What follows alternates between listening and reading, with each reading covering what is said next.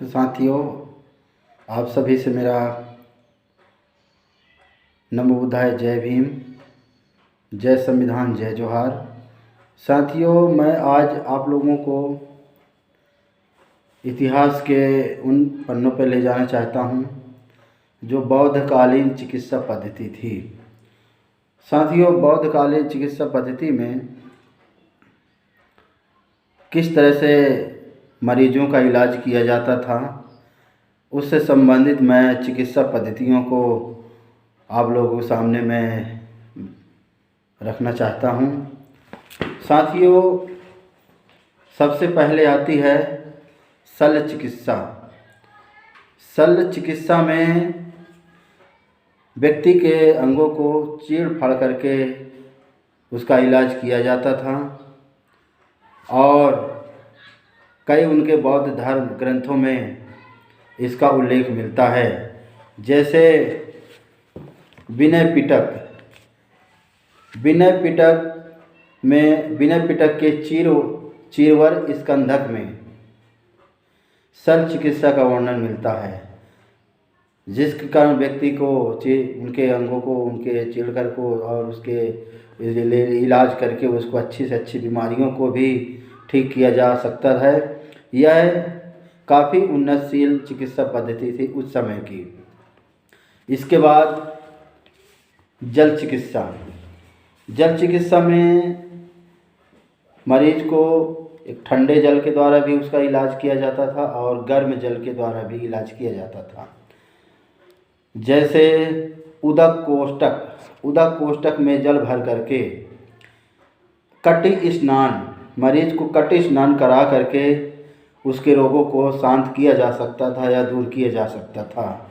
और कभी कभार गर्म जल को बर्तन में भर करके और व्यक्ति को उसके द्वारा पसीना निकाल करके बीमारियां दूर की जा सकती थी। अगला है स्वेद कर्म का मतलब ये होता है स्वेद पसीने को, अर्थात इसमें अधिक से अधिक मात्रा में जो वात रोगी होते थे, वात रोगियों को इसका इलाज किया जाता था। जैसे कभी कभार जैसे एक पुरुषा गड्ढे को खून करके और उस गड्ढे में आगी के अंगारों को डाल करके और आगे के अंगार को डाल दिया जाता था और उस अंगारों के ऊपर बालू मिट्टी डाला जाता था और उस बालू मिट्टी के ऊपर पत्तियां डाली जाती थी। पत्ती बिछाकर शरीर में और इसके बाद में शरीर में तेल लगा करके उस पर मरीज को लेटाया जाता था, जिसके कारण उसके शरीर से स्वेद निकलता था, अर्थात पसीने निकलता था। इस कारण से व्यक्ति का इलाज किया जाता था मरीजों को।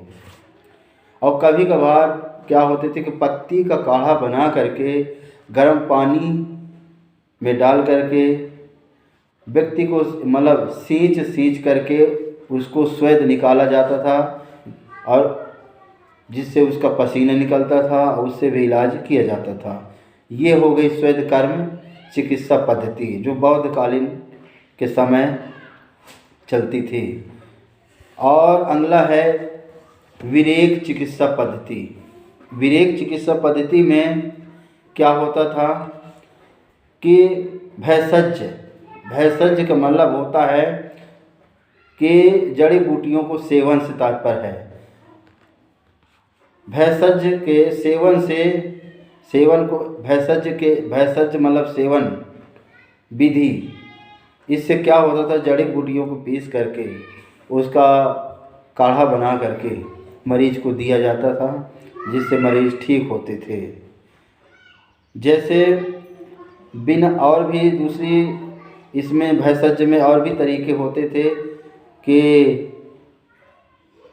बिना स्नग्ध शरीर इसे सूंघा नहीं जा सकता था,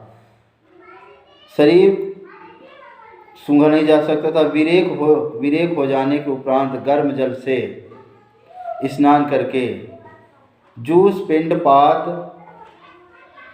पेय, जो पेय पदार्थ होते हैं, पेय पथ्य ग्रहण किया जाता था, जिससे अर्थात व्यक्ति को गर्म जल से नहला करके फिर उसको काढ़ा भेषज बना करके दवाइयों का उसको पिलाया जाता था, जिससे बीमारियां दूर हो जाती थी।